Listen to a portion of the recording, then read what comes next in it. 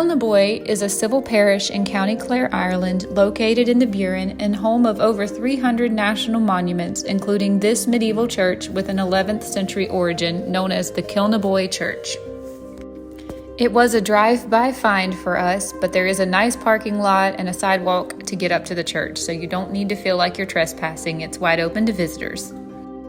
The only way to get to the church is up these stairs, but this gate was actually not padlocked, it was swinging wide open.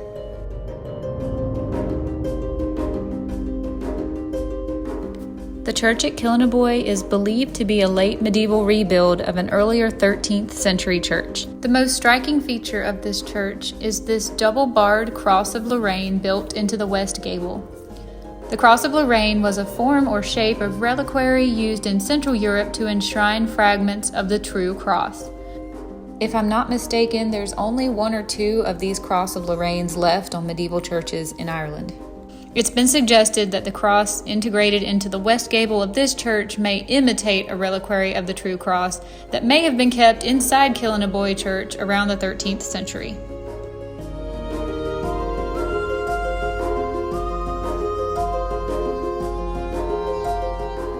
This is the north wall, and the north and the west wall are probably from the 13th century, but the east window and south wall are probably a little bit more modern.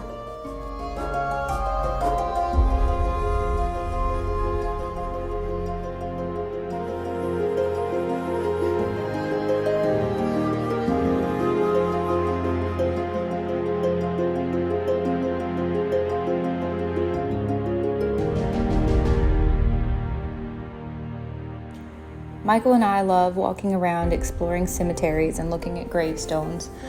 Generally, we do our best to not walk over the grave or on top of the grave slab if we can possibly help it. But we did notice in Ireland that plots aren't laid out quite like they are in the US, where you've got, a grid pattern and it's easy to walk in between. A lot of times they are built side by side by side, and there's just no way to walk around or through without doing the occasional stepping on top of the grave. And it's unfortunate, we hate to have to do that, but sometimes there's just no other way to get around.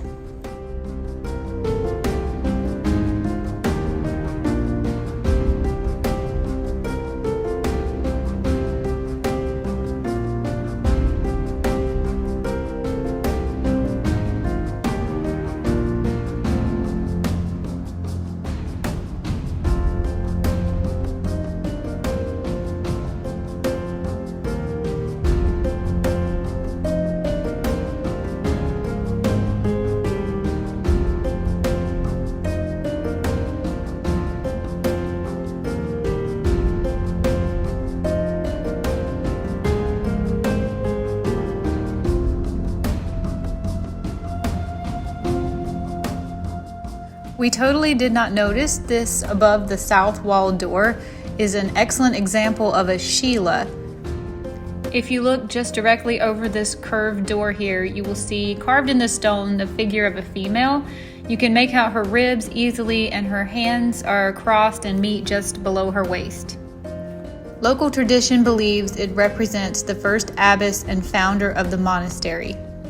In case you can't see her over the door, I've included a Google stock image of it that I found online, and you'll be able to see her just a little bit better. There is also an imaginary, grotesque carving of like an animal or a critter or something to the left of the door. We totally did not see it. I looked and couldn't find it, but I will put in another Google stock image of what it looks like. We just completely didn't see it.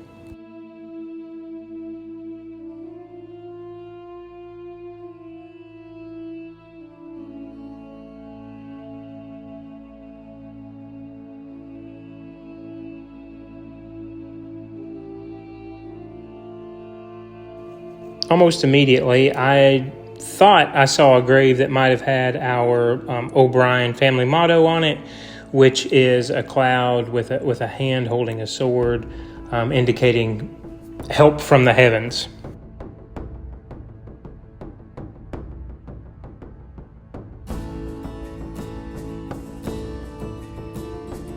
I think there to the right of the doorway, if you were walking out, is that grotesque critter I was talking about. But to be honest, in person, I didn't recognize that that's what it was.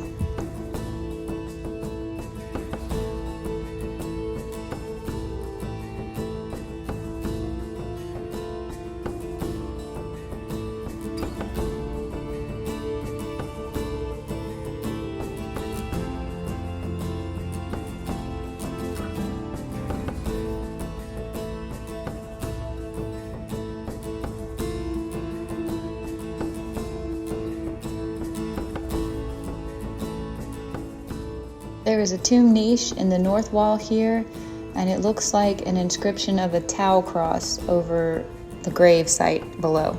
Beside the niche look like one or maybe two ambries built into the wall, which is just a little recessed area to hold or display holy relics. This east wall window is probably much more modern than the other walls and windows in this church.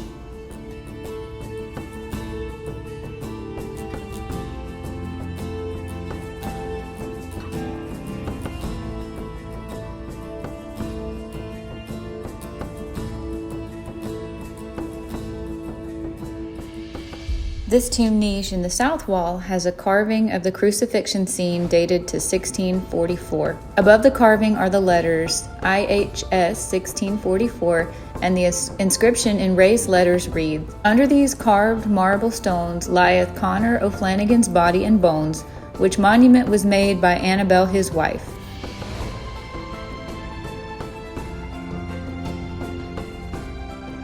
While Michael walks around with his GoPro, I thought I would mention a few things I learned online that I found really interesting about the land on which Killinaboy Church was built.